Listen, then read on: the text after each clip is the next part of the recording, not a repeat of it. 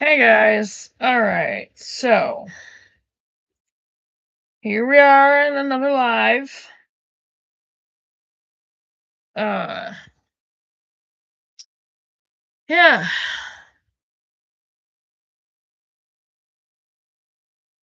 Trying to get this out here to as many people as possible.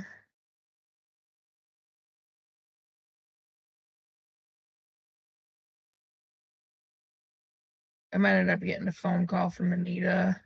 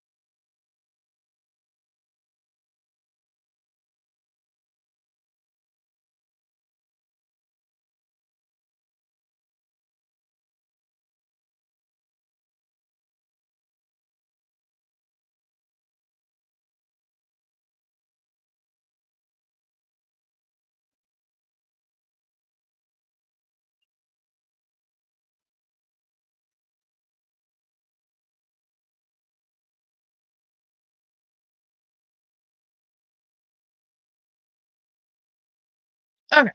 Sorry. Trying to share that and get it out. A lot going on as always. I've got 15 videos written down. I'm gonna split it into 3 separate lives, so 5 videos apiece. Um any other videos that I come across or that, are done and that I feel are necessary, I will write them down on the next list. So I was gonna do this yesterday and time got away from me yesterday, so I kind of like I'm kind of fighting with time in a little bit because uh, I'm having to fit it in between everything, between taking care of chickens and feeding our little baby and taking Aaron to work and picking Aaron up from work.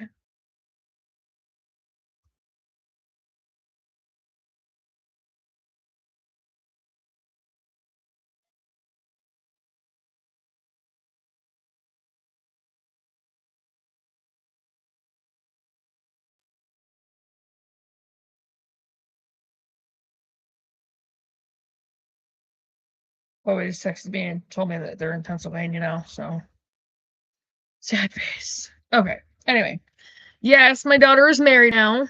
Um, it was awesome.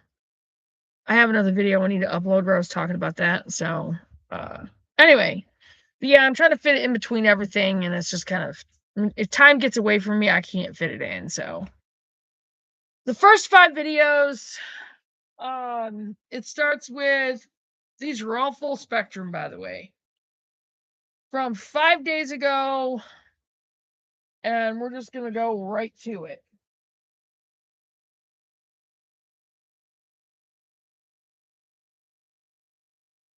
Two full spectrum.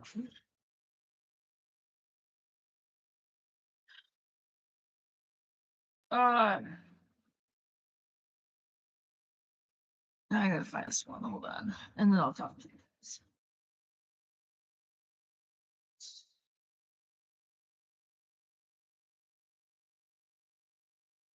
Russia. Across the region.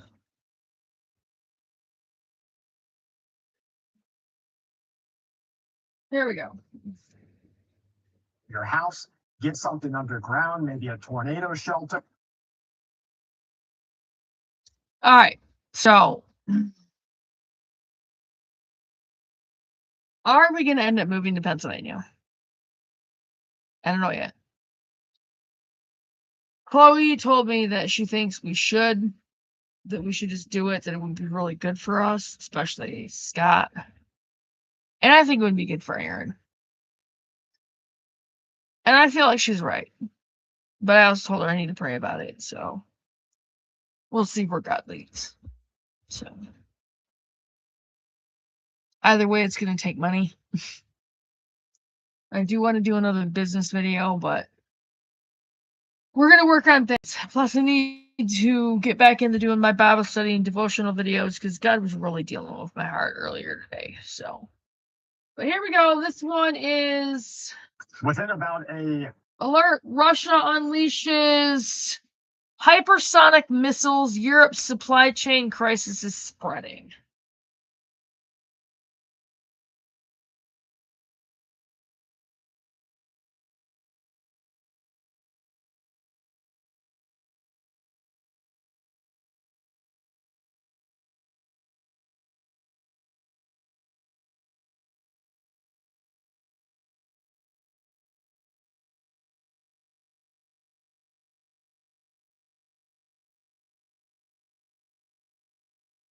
'48-hour period, we went Here we from what we knew, which was a war that And was I'm probably going to go out in the kitchen and work on to each other. crushing United States of eggshells. America and Iran. And about 3:30, I'm going to have to feed our baby again. So Warning signs are flashing bright red on both sides. but I'll make sure that this It's is a like we video went to from talk a pretty contained time frame.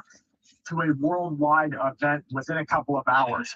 This is exactly the escalation that I've been warning you and your family to look out for, because when we reach this point, there's literally I will be no back. returning from here. You have parties on both sides of the American political agenda, the Israelis, the Iranians, the Russians, the Ukrainians. On both sides, they're saying, go kill them all. That's very scary, because once we enter into that sort of sentiment in the general population, you're not returning back to any sort of normal. So now we see that next escalation. We're starting to see attacks on infrastructure. You have attacks on the trains and railways that are taking place in Russia and Ukraine. You have them taking out the power plants, really dangerous territory there with Chernobyl and with some of the other events that are taking place in Europe. France and Germany, they're working together for a nuclear coalition. They're trying to put together a nuclear fallout preparedness plan. You have bunkers being built all across Europe. It seems like here in the United States of America, we're like the only country where our representatives who are supposed to be looking out for us don't tell us to get ready for what is about to come. If we're about to see high prices, they don't tell you to go out and buy food. No, they say everything's under control. We have the best economy in the world. If we're about to see fuel shortages, they don't tell you to go stock up your gas tank. No, they say everything will be under control. Don't panic buy. Don't panic purchase. But in the other parts of the world, they have their representatives telling their citizens to get ready for what is about to come. And so when I talk to people all across Europe, they know what time it is. They know that right now we are about to see the 1900s style world wars again. So I'm telling you, because your representatives won't, to go build whatever bunker you can. That's a safe room inside of your house. Get something underground, maybe a tornado shelter. Find locations in your general environment that will better withstand larger war. Because by the time the U.S. representatives say seek shelter, it's too freaking late. There's no way you're going to find somewhere safe. So what we have happening right now across cities, and this is according to analysts and the militaries, is industrial supply chain problems, civilian population problems. And once war reaches this point, it's impossible to stop. There's literally nothing we can do here except get ready for that next one. It's like a fighter that knows he's going to lose because he's out of his weight class, going into that ring, knowing he's about to get it handed to him, but it's kind of what the line. So he goes in and gets pummeled. That's where we are at right now. We know we're about to get pummeled. But we've got to do our best. You've got to put up your defenses. You've got to block when you can. You've got to try to not get knocked to the F out. Buy your food. Okay, so Russian analysts are comparing what we're seeing right now to the Iranian and Iraq war of the cities. Russian fuel supplies are being disrupted. The ferry system has been degraded. We have irreplaceable strategic bombing that is happening. Ukraine is being hit with increasingly concentrated missile attacks. mounting industrial losses, and of course, their politics are falling apart. Anybody who's out there calling this a contained conflict, I have no idea what they're looking at, because this is so far that it might as well be breaking out across the world. Russian analysts believe that this conflict is increasingly developing into an extended exchange of attacks. They say the coming attacks are going to be against urban and rural environments. So there was sort of a don't talk about it kind of military mentality. A power plant somewhere, we might have to take out some known military personnel inside of this area, but they wouldn't generally attack in ways that it would affect the general populace. That's over. And when it's over for Europe, and it's over for Russia, and it's over for the Middle East, that means it's over for you. And so a sort of unsaid next level event that I've been warning about is happening right now. The only thing that was stopping China, North Korea, Iran, and pretty much any country out there who dislikes the United States of America from attacking our infrastructure, knocking out your ability to have power, no ability to have a cell phone.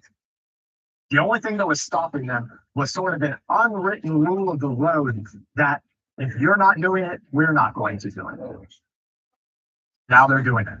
The United States of America has wiped out bridges. Russia and Ukraine are attacking all sorts of infrastructure. That means it's coming home for you and your family. We are citing an article by Le Monde. It says that Ukrainian attacks on Russian refineries are producing widened fuel crises across Europe, which we know you and I are seeing every single day. We're literally watching miles long of vehicles that are lined up just to get enough fuel to go to work, to pay your mortgage and pay your bills.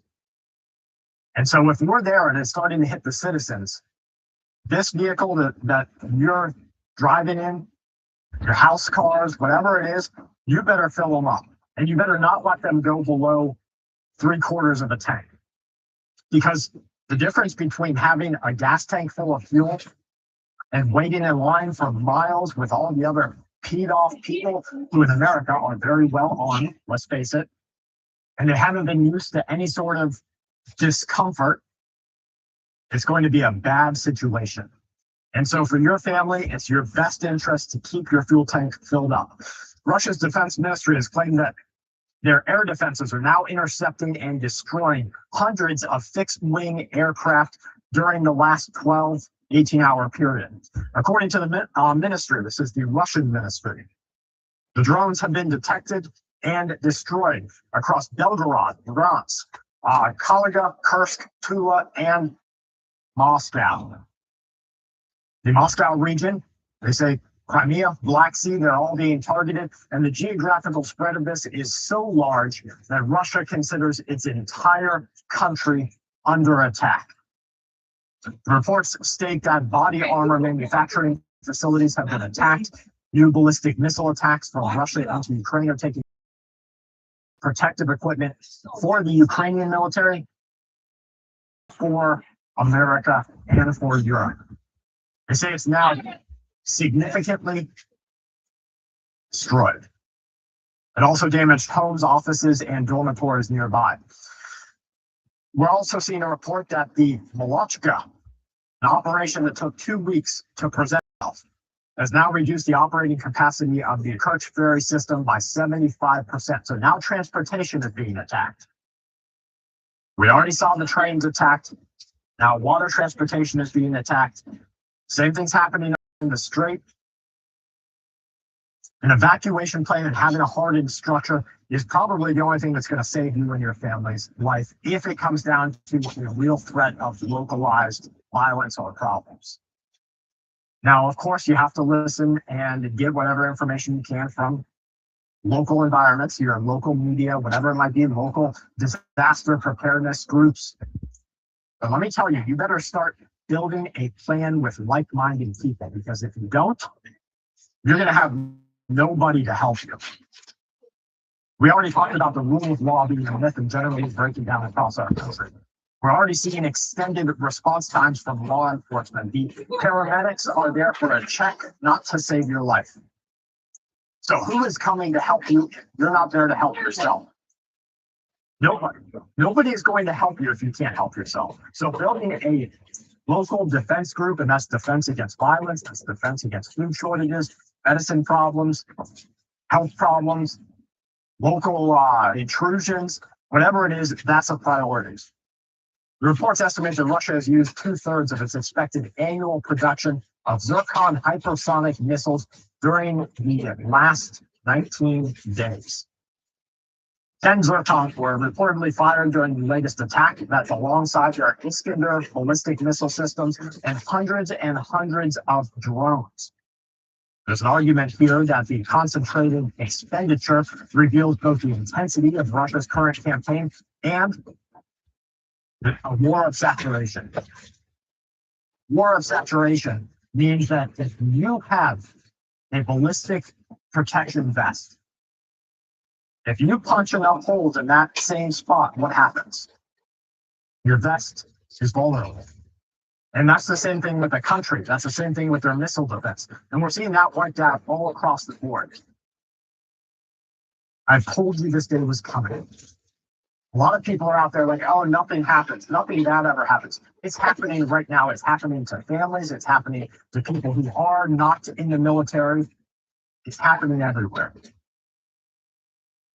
Now, according to our government here inside of the great United States of America, soon it's going to be happening to you.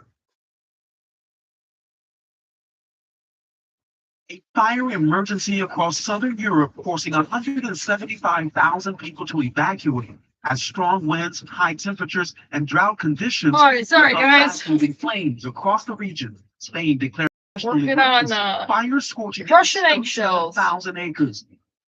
We don't have time to let it go on to other videos like that. Get something underground, maybe a tornado. Okay, so In your general the next one, get water now. all before all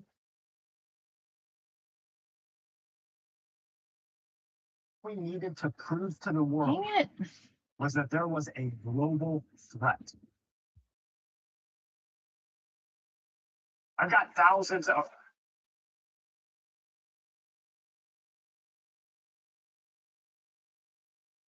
Why do I feel like this is erasing stuff out of my saved list?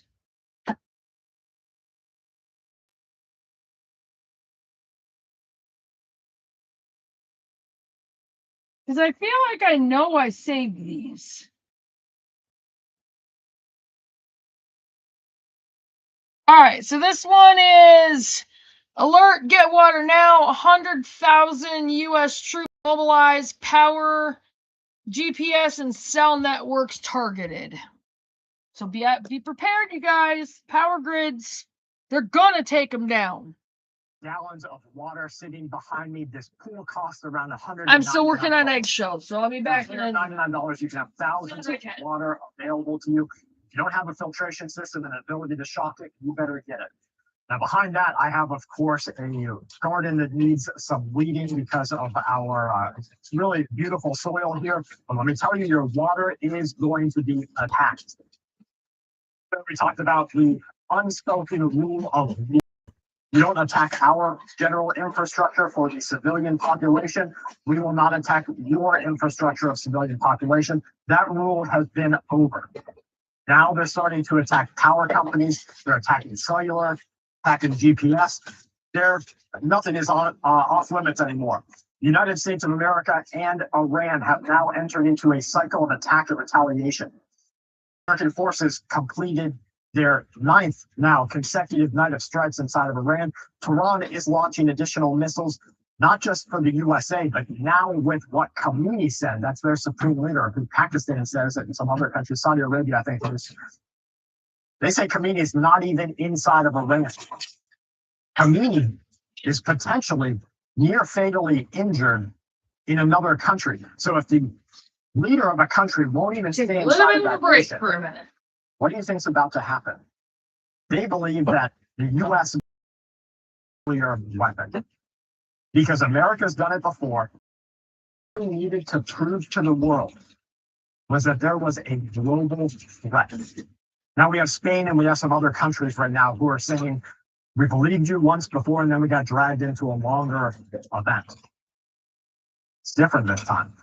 If they can say that this country has nuclear weapons capable, the ability to wipe another country off the face of the earth, and if America can prove to enough of their allies in their corner that this country is a threat to them, then they will give the green light to use an atomic weapon.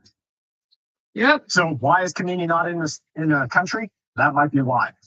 U.S. Central Command said that the operation that America ran, the most recent one, lasted over 5 hours. It targeted coastal surveillance systems, air defense, maritime capabilities, missile and drones, and direct members and sympathizers of the Iranian Revolutionary Guard Corps.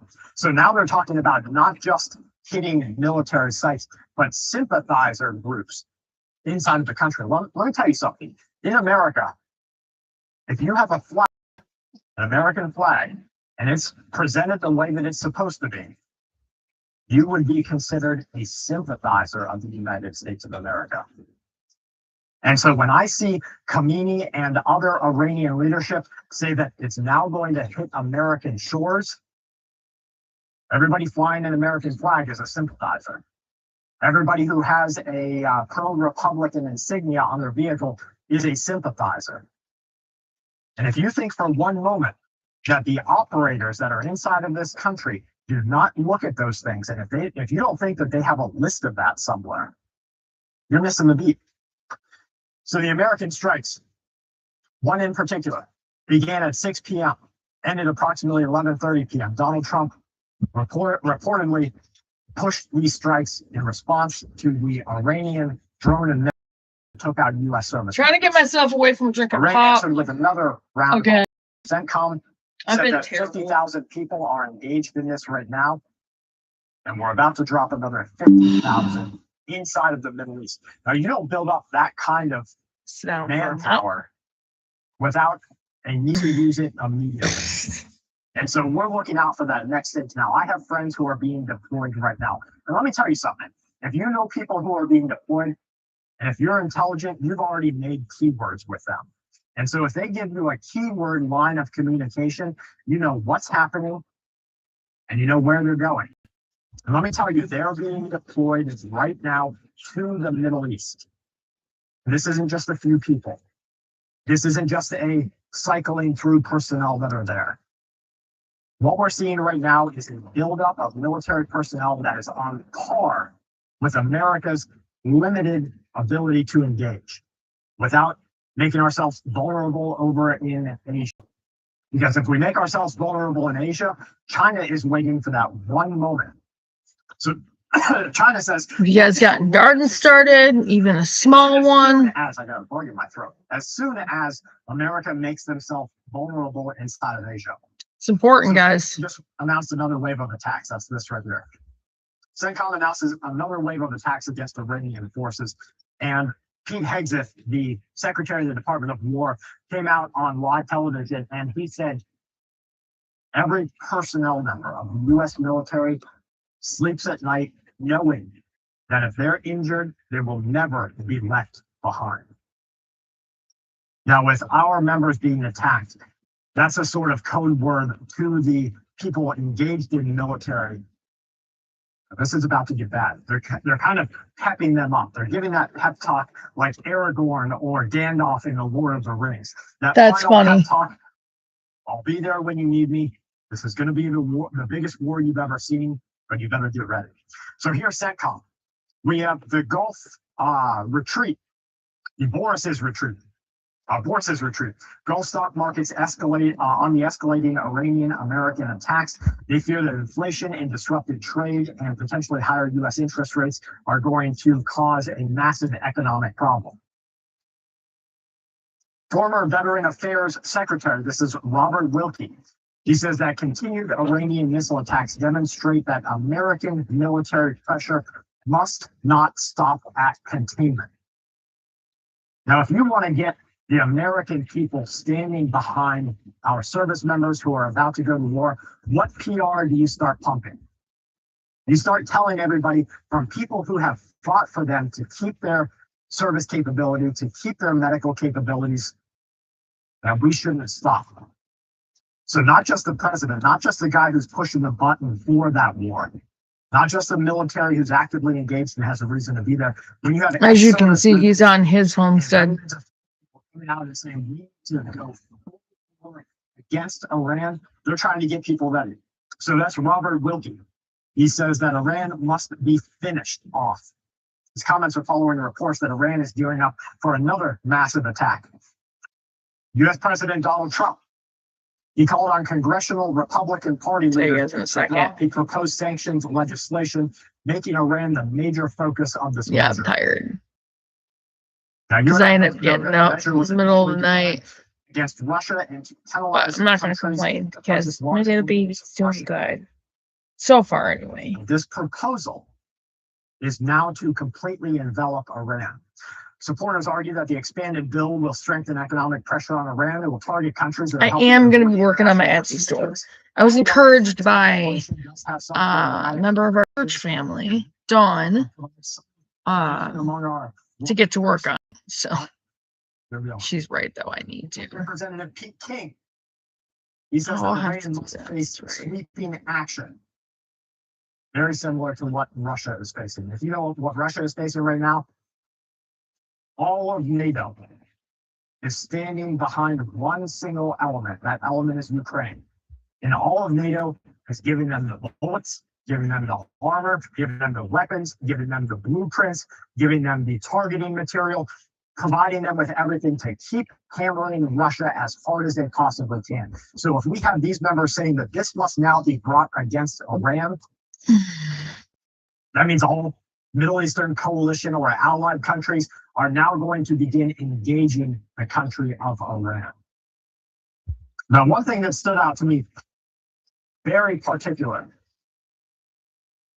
and I don't know if you're even reading this or hearing it anywhere else. Maybe you can answer this for me in the comments. Why is Iran, who has always had this fight 1-on-1 versus Israel, they've always been just going at it, why all of a sudden is Iran attacking Kuwait, Jordan, Bahrain, Saudi Arabia in general, not attacking Israel? Answer me that in the comments. Why isn't Iran firing a single missile at Israel? Is it because Israel has a willingness to fight back? Or is it because Iran has some sort of doctrine in their military that they literally only do 1 for 1, even if it escalates? So one attack on Iran, allowing airspace in one country, Iran lost some missiles over at that country. Why isn't Israel engaged in this conflict? But of course, we are in the United States of America, and just the people who sat inside of Russia or inside of civilian populations in Iran, a lot of Americans don't think this is going to affect them, It will. even though it already is. You can feel it when you go outside, when you're driving down the street. There's more road rage than ever. There's higher prices on a lot of the goods that we need to survive daily life. And the next step is going to be attacking our infrastructure. Yep. You have to, in all ways that you can, get ready. If you don't have a generator, get any generator that you can purchase, that you can afford. If you don't have water storage, you don't have a lake on site, $199 gets you thousands and thousands of gallons of water. You can treat it with a shock. You, of course, have to be able to remove that if you're going to make it safe to drink. Or you do what you have to do. Remember, if a Sawyer water mini filter will filter out 100,000 gallons of water, it's like $20 to $25 at Amazon or Walmart or wherever you want to purchase it. And that's supposed to be for the nastiest water that you get in the middle of a lake where birds are pooping in it. Sorry, guys. I gotta clean my screen. It's bugging me. There's like spots all over it. That makes that safe to drink. Then you don't even have to shock a large. I might even water get a containment pool system like that. All you have to do is See if I can get one on sale because of it being towards the middle of summer. plus a $25 soil water filter.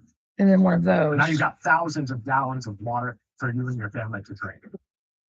Folks, make sure that you are preparing. Let me know some steps that you see me missing, some ways that you can help my family, and I'll keep bringing your information to help yours. From my family to yours. Yes, I'm writing this down. Keep watch. All right. So that was that one. And the next one is. Then I'm going to tell you everything that you need. Today I'm going to tell you. All right. Alert everything you need to know about martial law, the National Guard, and curfews. This is the third one in. And I know I saved this one. Let's see if it kept it. What is going on with my freaking channel? It's not keeping my saves.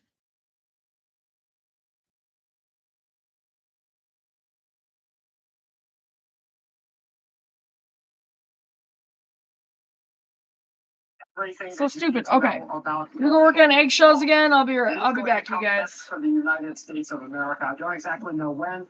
I'm not sure about what specific crisis is going to draw our country back into it. Yep. Maybe tanks aren't going to roll through your neighborhood tomorrow, but at some point in the future, this country is going to face a situation that is serious enough that the government believes that most Americans will accept brand new martial order.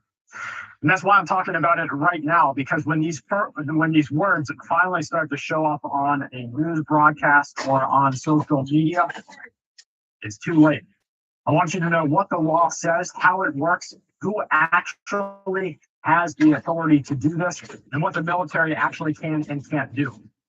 Now, the first thing we need to understand is that martial law is not as simple as a dramatic televised announcement or a presidential meeting. There's no single universally accepted definition written into our Constitution here in the USA. Generally, martial law means that the military is used to dramatically support, override, or replace the normal civilian legal system that exists inside of our country, and only for the duration of emergencies. But there are degrees to this. Our country can't go from normal life to total military rule in just one night. It's likely to happen inside of stages. National Guard will be activated, which they are right now. Federal troops will begin assisting police in states, just like they are across our country right now.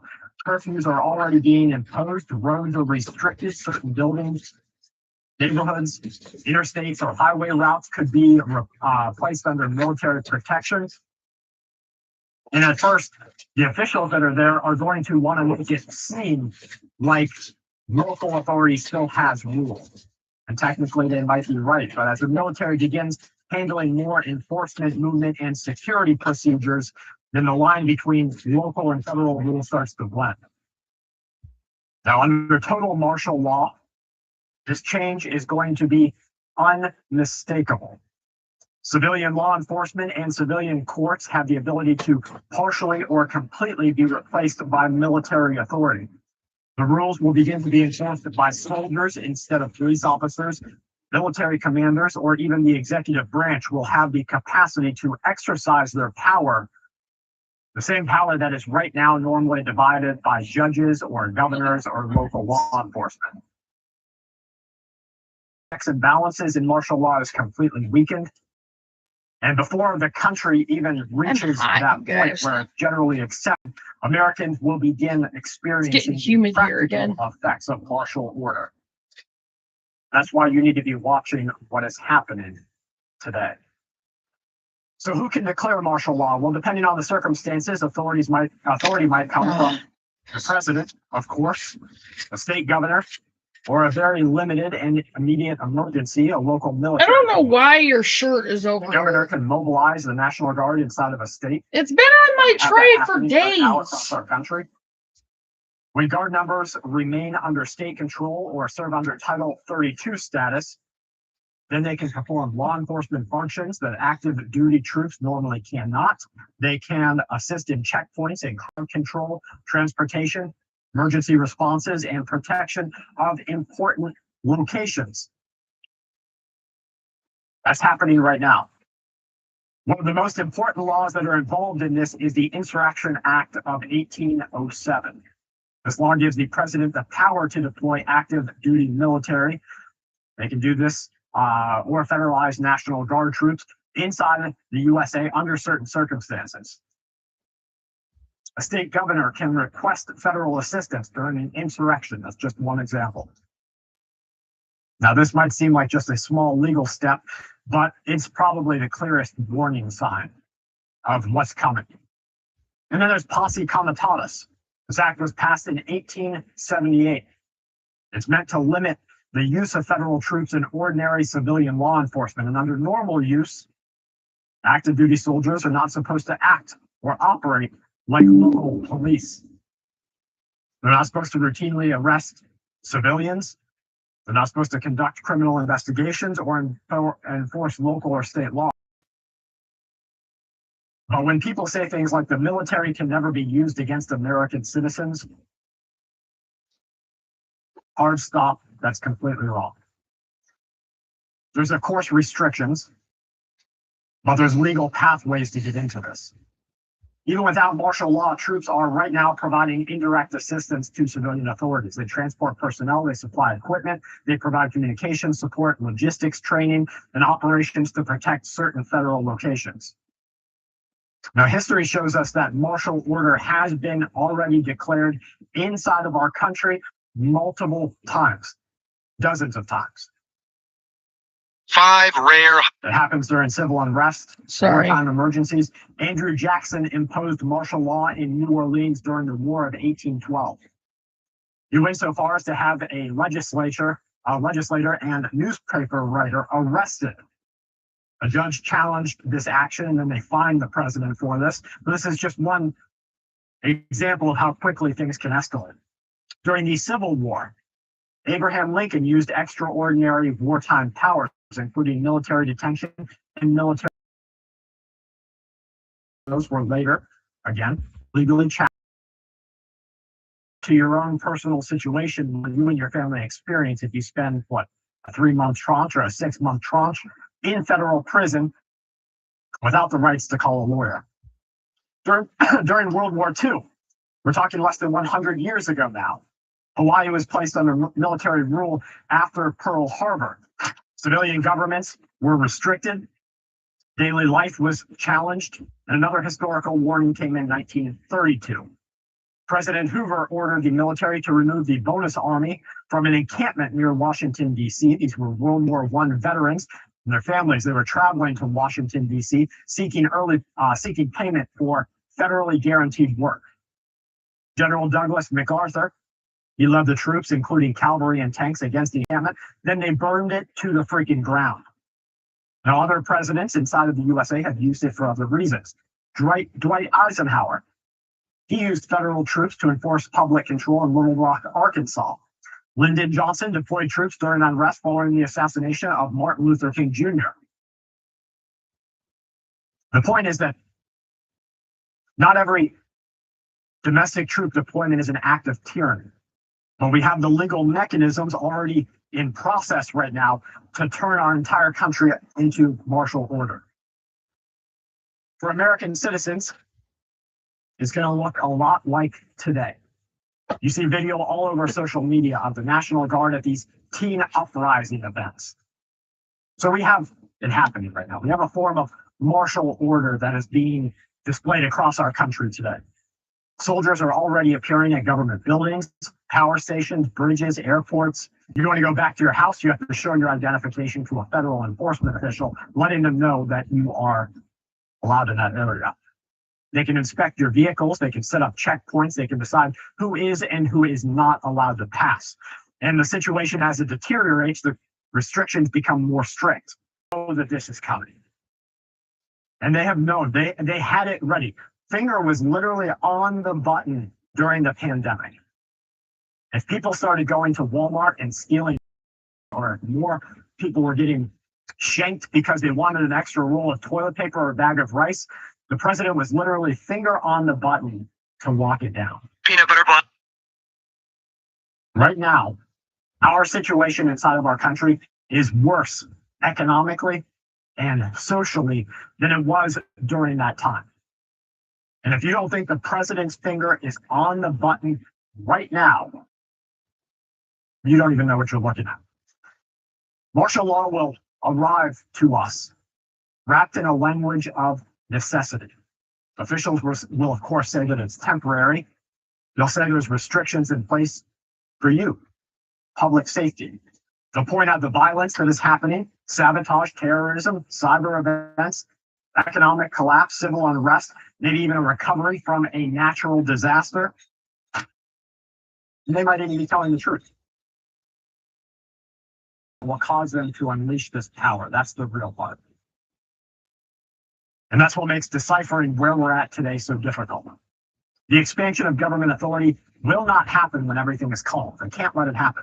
Never let a good crisis go to waste. And we have great crisis events that are happening all around the world and inside of our country right now. Look at what just happened yesterday at the federal building. The guy walks up, right? Lays out gasoline or some sort of flammable, some sort of pyrotechnic or explosive device, puts it on and runs away. Luckily, he got caught. So that's one of many. And now they're starting to say that anybody who has a viewpoint that is beyond what the government can say, a socially acceptable viewpoint, they're a potential target of future domestic terror. So they're not even saying that you have to act to be considered a terror target. All you have to do is not like what's going on. So you can't wait for someone on social media to say that martial law has already started, because on a long enough playbook, we might already be seeing it. You can't wait for the official dispersal of proclamations or the Insurrection Act to be invoked or invoked again, or the National Guard to be federalized, or active duty troops performing law enforcement. You have to look out for things like our soldiers protecting infrastructure and government facilities. And that's what's happening right now. They're already protecting these locations. And so if they're already there acting in this way, then who's to say we don't turn the page of history, look back at July 2026 and say, you know what? We were already there. Mm-hmm. But martial law is coming. Yes. It's basically coming for every nation. Mm-hmm. Because our world's history tells us that every country, including the USA, will face a crisis that tests the limit Mm-hmm. of social cohesion and social government order. Maybe it's the war, or a cyber attack, or what some other country does inside of our nation, or unrest, breakdown in the power grid because they've overloaded it or giving your power out to some other center. I don't know. That's kind of the junky part, that I don't know. You don't know. But it's coming. The laws are already written for it. The legal and historical precedents already exists to implement it. Mm-hmm. And the authority is just waiting to be used. The finger is literally on the button. Now, my purpose is to make sure that you and your family see when the line starts to move from where we're at right now to where we can never return from, and recognize it before it's too late to ask questions. More than 250,000 people have been evacuated Okay. across France and Spain from. All right. So, whoops. Next one. Regional dispute disappears into a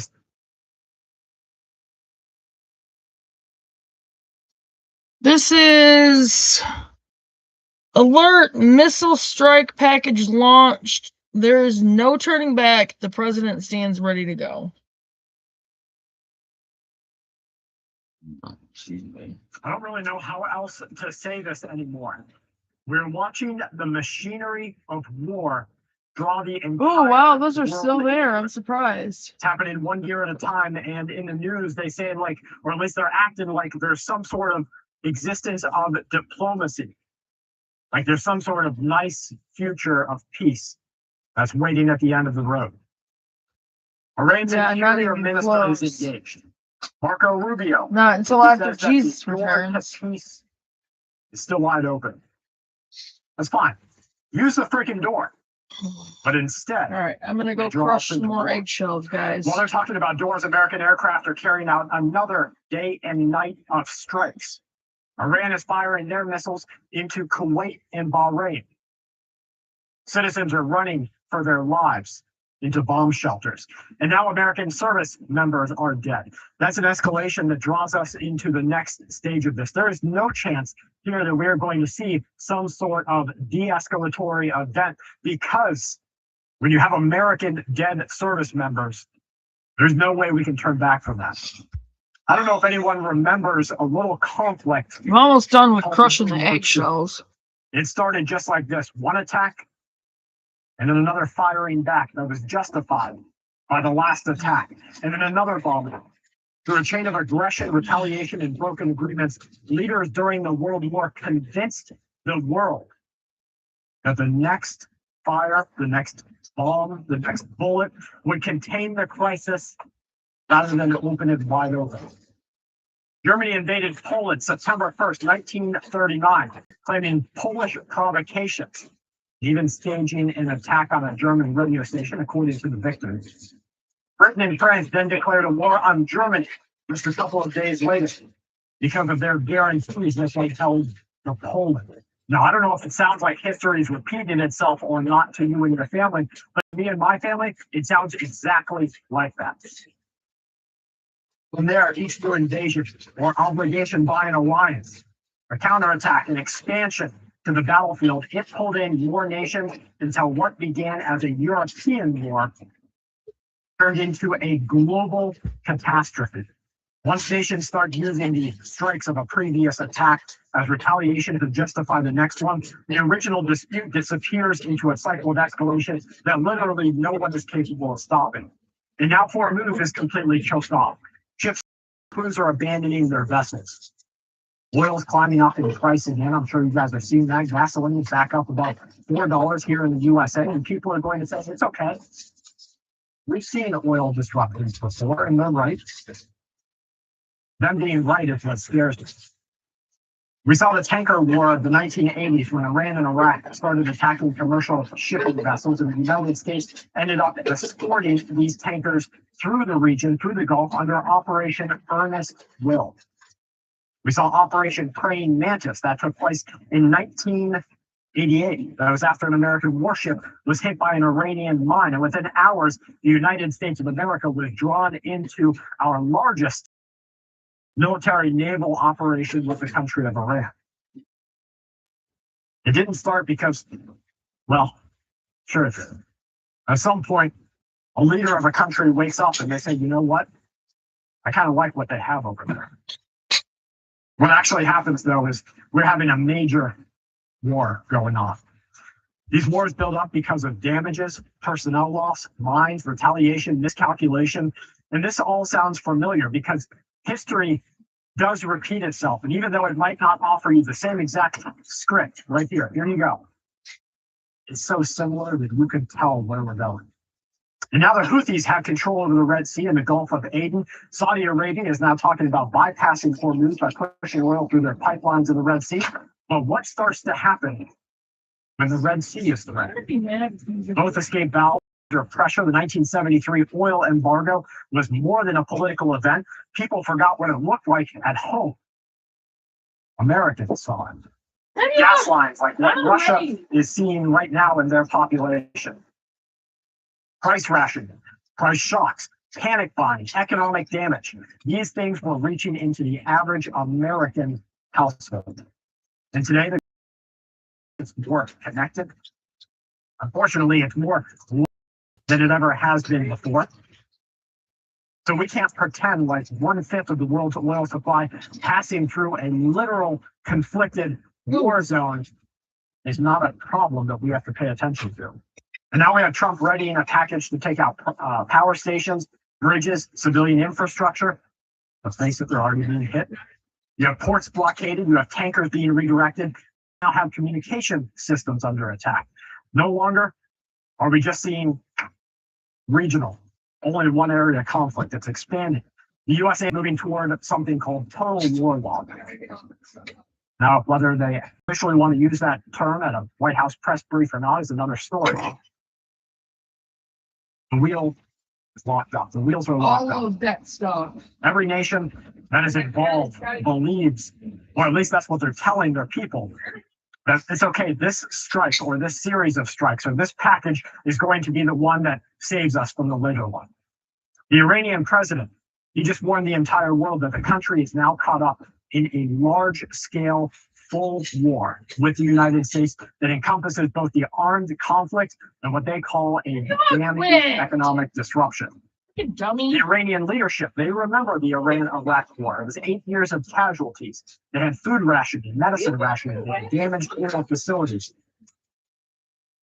And now they have a society that's organized around survival. Well, here in the United States of America, we have a society that is organized around what? We're organized around dependency. Well, they're organized around survival. They remember how the Soviet Union could field enormous militaries and still unravel. As soon as you saw prolonged economic stagnation, shortages, public frustration, these things, they each hollowed out the system deep from the inside. It's kind of like a botfly.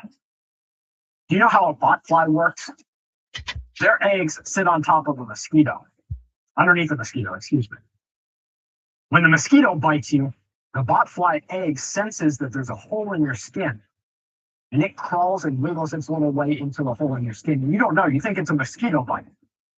Smack at it, scratch at it. You're lucky you don't get a staph infection. But a couple of weeks later, the botfly starts to consume you while producing enough analgesic so that your body doesn't feel it. You're not looking like, oh man, there's something wrong in there. You don't even notice it if it's not on somewhere you look. But from the inside, you're being eaten alive. That's exactly what we're seeing. Iran watched sanctions. They know that they have a collapsed living situation. And I don't know that that's too dissimilar to the USA, because in Iran, they get free gas up until a certain point, and then it's like a nickel a frigging liter. While here in the United States of America, we have a growing population of people who can't even pay bills, and they're living with their family members or living on the streets illegally. And you're paying $4 a gallon for gasoline. Which country is actually surviving better?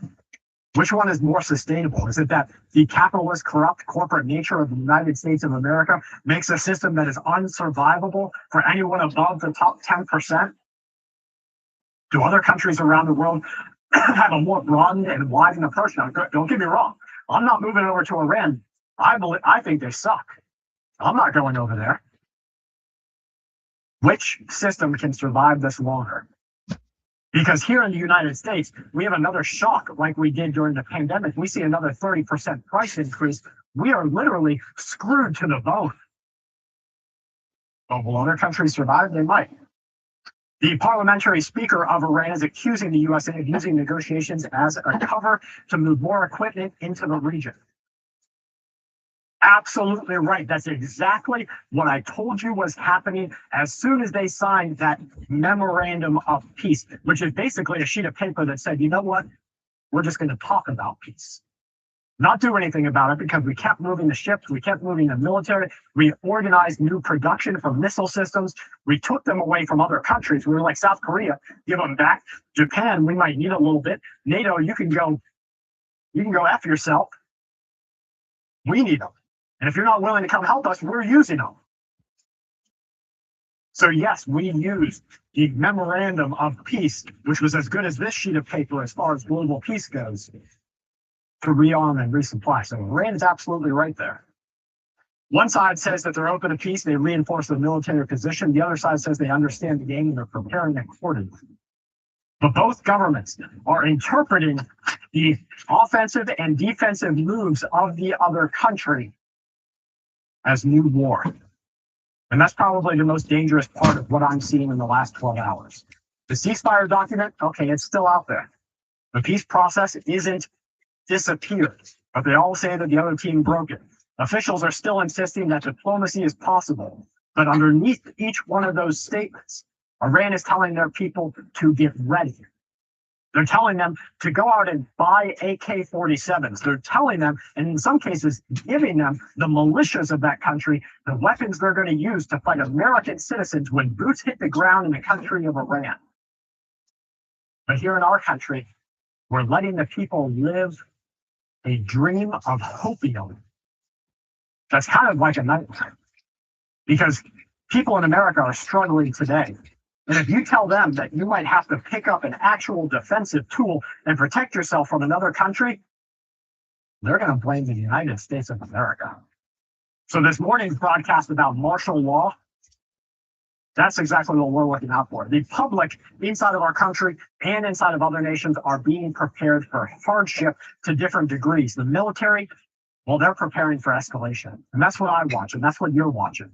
The political leadership is telling you, well, they're telling you who you should blame when everything gets worse for you. Was interviewed Senator Graham this spring. I knew this as a documentary filmmaker was in his office. I told her. And I later learned that Mr. Porter had been following Senator Graham around for several years. He'd gone to Israel with him. He'd gone overseas with him several times.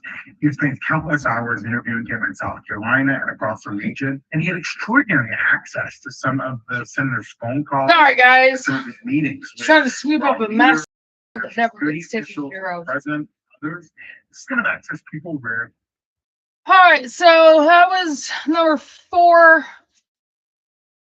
where this is the last video of that I'm in, and I'll just be talking to you guys for a little bit. Through the Bab el-Mandab Strait,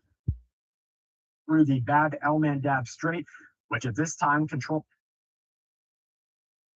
All right, so I want you and your family. alert missiles launching brand new attack, $10 for gas, $10 for a gallon for gas. Empty shell, Saudi Arabia fights back. Okay. We're going to check our... See, I know I saved this one too. I don't know what is up with YouTube.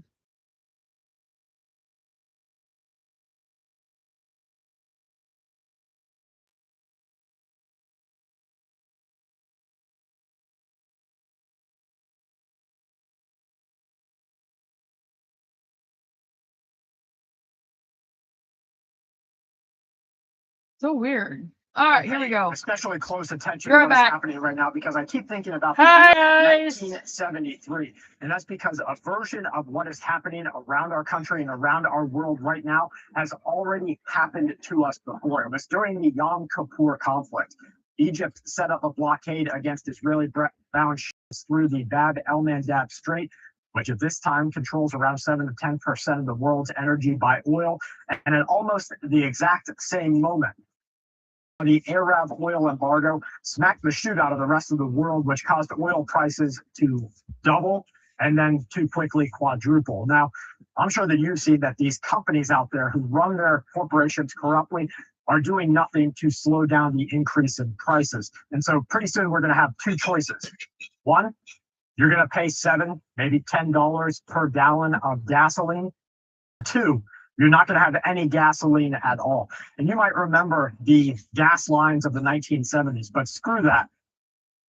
Because the psychology of what is happening right now is going to really screw the NPCs up in the United States of America. They're used to these, everybody gets a prize or participation prize, comfortable lives, and they're going to have a sudden realization that the world is going to choke them by their anatomically correct throat. July 2026, and here we are again.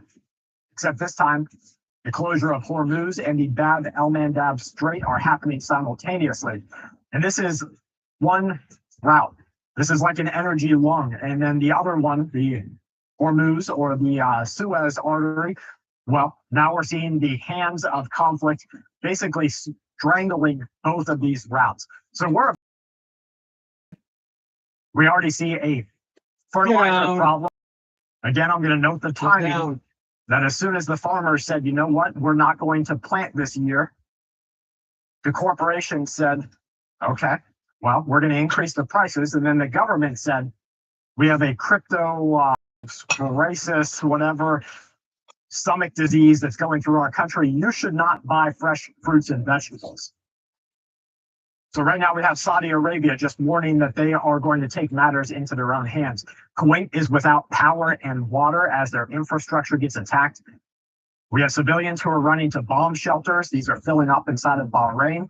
And you're supposed to believe that this is somehow going to remain compartmentalized. Somehow it's going to remain just in the Middle East. Now, once Saudi Arabia starts escorting or actively defending their ships, what happens when a missile gets fired? Well, the Saudis, they're going to shoot back into Yemen. And then America's vessels will get involved. And a tanker carrying oil to China will get blown out of the water. Dumped all the eggshells in the bucket, That the insurance companies, which the eggshells are going to be used for the garden. can only push through the Adds wheel nutrients, calcium, that kind of thing. if something happens. But right now, I'm starting to see word from these insurance companies that they're no longer going to do that. They're telling countries, hey, you better start routing around Africa. You better start moving through the Asian Pacific. Don't even touch the Hormuz Strait. Don't touch the El Mandab Strait, because if you do, you're going to go through without insurance. And then once those Arabs or once the Americans blow you out of the water, We had somebody, there's our your church hundreds of millions of dollars of gave us some cargo lasagna that and things vessels left over. that are It's never giving me going to get heartburn. returned to you. And you know what the captains do at that time? It's good, but it's giving me heartburn. They round up. They turn right around and they go somewhere else, even if it's for less money. So the ships are going to start going around Africa, and freight rates are going to explode. Delivery schedules are going to get royally effed up. Shortages are going to start appearing in places that have nothing to do with Tired. Yemen or Saudi Arabia or Iran or Israel. And then once global logistics start rerouting, you literally cannot snap your fingers and turn it back on again. The water's off. You're not getting back to where you used to be. The tanker wars of the 1980s, that began with attacks meant to weaken an enemy export. Then retaliation against is your ships and issue? countries on the other side. And then we saw exclusion zones, and we saw missiles and mining, Huh? and we saw speedboats attacking. And eventually the United States of America was escorting What are you these doing? tankers and exchanging Trying to fire text Matt with over Iran. here. So obviously you could see that this script has already been ran once, and it's about to get ran again. Very similar setup is being put together today. Everybody has a justification that they should shed the blood of their enemy on the other side. They are justified in doing it. Ugh. America is justified because we militarily controlled a certain area. We Yes, said, I'm "You send your tired." ships through, or if you bring that speedboat near us, fire a drone or run off a missile, we're not just going to take out those particular units. We're also I don't just have gonna time to set lay that down, though. here at your home. This is too hot. Yemen's Iranian-aligned Houthi militia told shipping companies just this week not to load or What? discharge cargo at any Saudi Arabian port, or they will be the one that is targeted. This is according to a message that was sent out to the companies. The Houthis on Monday declared a naval blockade against Saudi Arabia. This potentially opens a brand Oh my front goodness. everything is- Missiles, according to the Houthis, are banned from loading or discharging cargo at or from any Saudi Arabian port. This was received and passed on, and you can go see it for yourself. The Houthis say that we strongly recommend that all companies exercise due diligence and the utmost care in their dealings. This new has come into force according to their report at I'm fighting the 12:01 munchies right now. Any such activity will expose the Got a big violating problem vessels with that. to sanctions or further attacks. They may be subject to targeting at any location within the operational reach of the Yemeni armed I'm having a forces. big problem with that So they're finger. not just saying I'm gonna have they're to going to get fire on the ship. What some they're actually saying a is turmeric supplement everything for goes now. back towards that. That's where we're And I attacking. gotta stop with the pop and the sugar. And that's where for this sure. whole next part of this comes into play. Now, I told you that Iran, the Houthis, Saudi Arabia, Kuwait, all these countries, they have operators inside of other nations. And those operators right now are just waiting for the call. Now, Iran sent that call out I guess it was early March, and that call from Iran said, "You're active. You're activated. Start targeting." And then what did we see? Like clockwork across the United States of America, we started to see attacks. You had attacks at bars, you had attacks outside of churches, you had attacks in the streets. Clockwork. But Yemen and the Middle Eastern countries have not yet declared this active operation. So that's the next stage of what we're looking out for. On Monday, President Trump signed an executive order intended to strengthen the domestic industrial base and tighten supply chain requirements for Pentagon contractors. They basically said that it's right now time for you to start preparing on a war footing. Start acting like we're at war. Stop producing consumerist-driven products. Start producing bullets, armor, MREs. We're gonna work on getting Sorry. Better turn your Nabisco into what the military is going to use. the other videos that I have And that's the uploaded. stage of what Trump is doing. Navarro, the There's president, a lot of other videos I need to do. Contractors who want labor so that they can use a foreign material beginning the next couple of months. We'll have to demonstrate that all domestic alternatives are unavailable. We also have to go out that's and what I'm water saying. tonight too. We didn't get The ready American enough. military industrial complex, because without this machine working here inside of the USA, you're not going to have anything left, because all of your products, no matter what you send for billions of dollars or sell to the governments around the world, your products are bought by consumers inside of the USA. And if we don't have a USA anymore, who's going to buy your shoe? Nobody. And so they're telling them that you must begin using domestic or allied products. And if you use a foreign product, you're going to have to prove to the US government why you need to do so. Donald Trump dismissed all negotiations with Iran. Now, he said that these negotiations that were proposed by Qatar and Pakistan in the face of what is known as systemic air attacks carried out by different regime locations against military bases that the United States of America and main Arab allies in the Middle East hold, show that the Iranians have no want for peace. That's Donald Trump's warning. Well, my warning is that nobody wants peace, because we're remembering, we're waking up and hearing the voices of our fathers that if you don't actively control something, you don't have it. And so what they're doing right now is preparing the whole world for this new reality that if you don't militarily take over, you're nothing. And if you can't militarily defend, absolutely nothing. The U.S. Secretary of State Marco Rubio warned that the United States will continue to attack Iran as long as it takes. And we'll continue to do this as far as Iran continues attacking international shipment.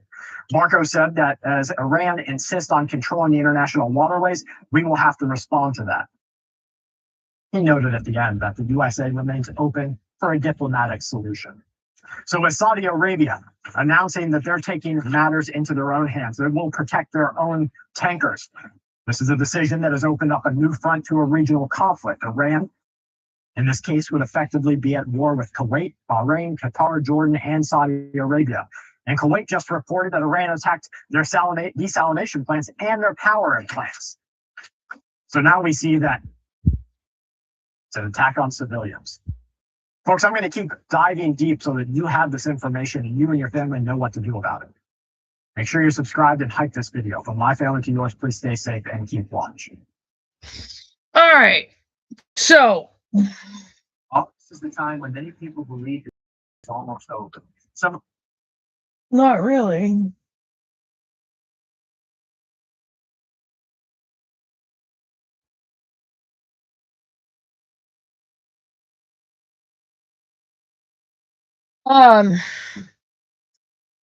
Yeah. So, as you can see, there's always a lot going on.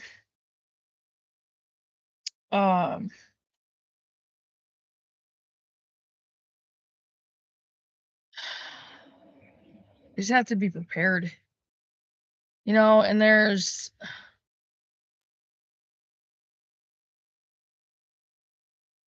one thing I did want to get into. I'm not going to start it on this video. I just wanted to show you guys another set of videos. I'll be starting. I've got to get on the videos for it because all of those things, the books and everything that I started, I got to get on it.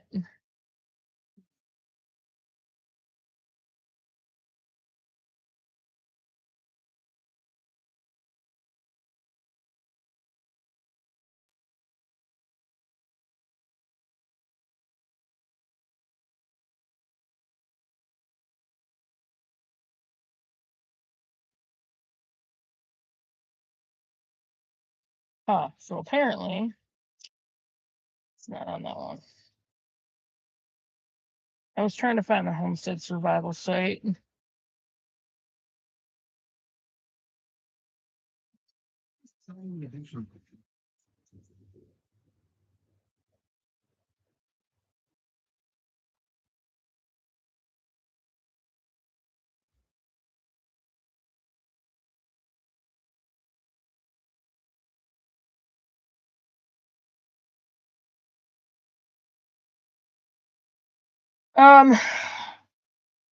Get seeds while you can. So right seeds, go to awkwardwithdougandstacy.com, go to their shop tab, and you'll find it down towards the bottom. If you get it through there, if you go to So Right Seeds from their website, you'll get 15% off your order.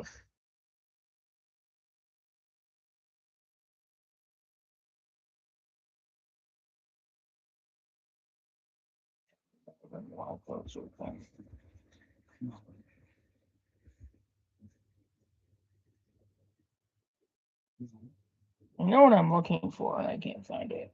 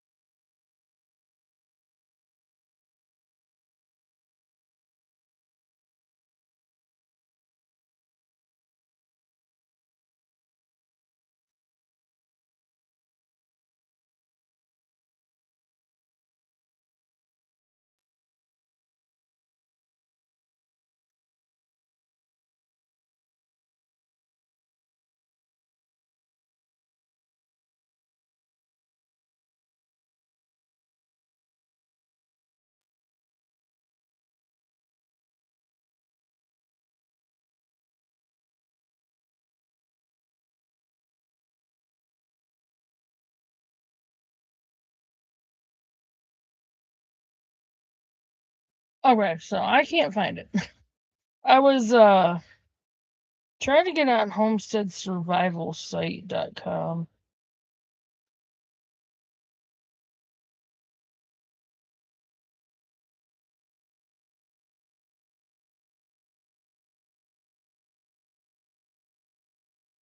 There we go. Yeah. But I also into doing these because there's a lot of things in here that would really help all of you guys out. Plus, I want to write them all out. Yeah. And then, of course, my Pinterest and the books. But I'm going to go grab something real quick. I've got to trying to hurry up because I gotta go feed our little one. That what? Stop trying to chew on my pen. She's like, what? It's moving. I mean, She was chewing on my pen. it was moving. It's why.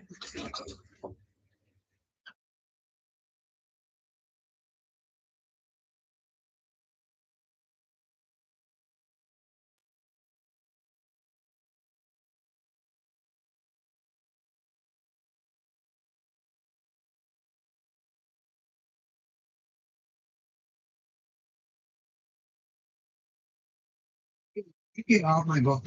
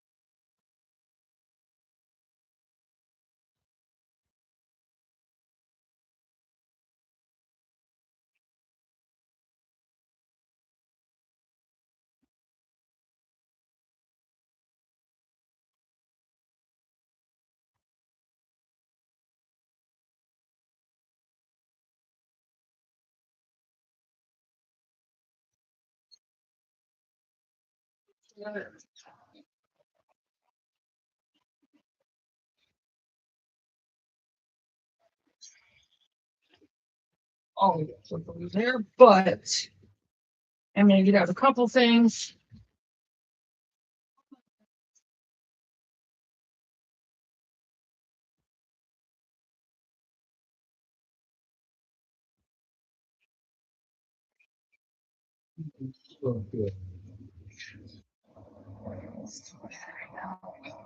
Oh, I can also continue videos out of books that I in Oklahoma. Because I have the magazines. I thought they were down there. All right, so I don't have to write stuff down out of this book, but I might have to.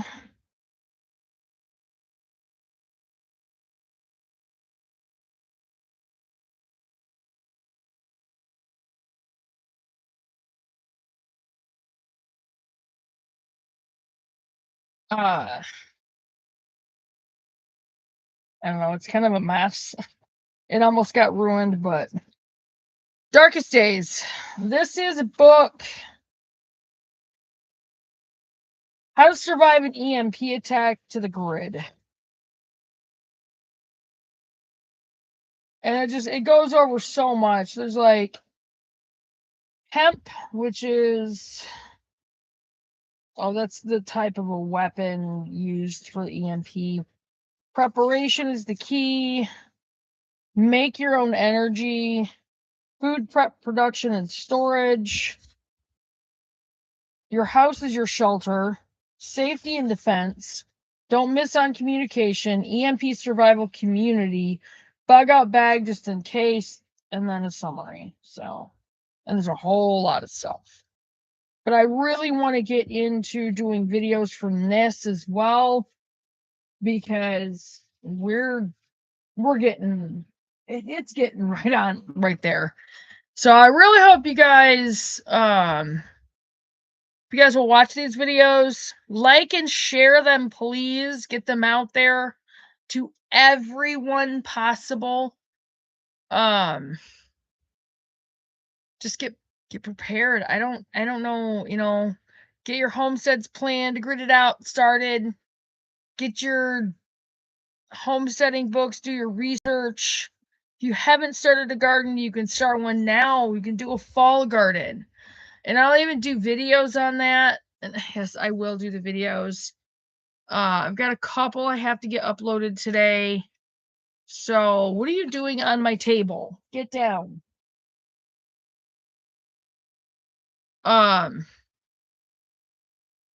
yeah. And I will try to get another one out there tonight for sure. But yeah, just get things going, get ready to survive without power, without water, without the ease of being able to turn on your faucet unless you have solar attached to everything. Get a hand pump to your well or whatever, rainwater catchment, something. Get your filters, you know, get, except for get down. No, no, no, no.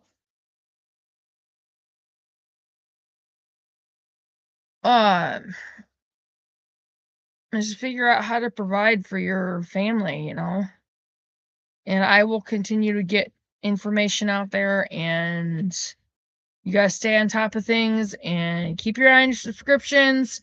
Check the notification bell to make sure you're still subscribed. Click on the notification bell. Click on all to make sure you get all the notifications. Like and share the videos. Share them on all your platforms, and make sure your friends share them on all their platforms and with everybody they know. So just get them out there, get these videos going. Feel free to go through and watch all our videos. We have over 1,000. They're not all informational. My old ones are I didn't really know what I was doing. I did love my garden of 2020. It was a really good, we had a really good square foot garden that year. And I work on the layer garden more. Will you stop? No. Every time I sit down. Anyway, but yeah, go through and watch the videos. The informational videos start back in Oklahoma, where I started with a series from Homestead Survival Site, and the first one is called Could You Start Your Own Homestead? The second one is adapting to the homestead mindset, and then it just goes on from there. And then there's a lot of informational videos. But yeah, just go through, watch them, take notes. Start your own homesteading board on Pinterest. Write things down. Get your homesteading books. It's the easiest way to do it. The easiest way to get the information. Check out Off Grid with Doug and Stacy. They've been off grid for almost 20 years. For 17 years. You'll learn a lot from their channels, especially their older videos. They do go through and teach how to do a lot of different things. They're trying to keep everybody up on what's going on as well. They have a university. Also, the gardening channel with James Pergioni, and then More Than Farmers. Get those homesteads going, get your gardens going, and I'll see you guys in the next one. Bye, guys.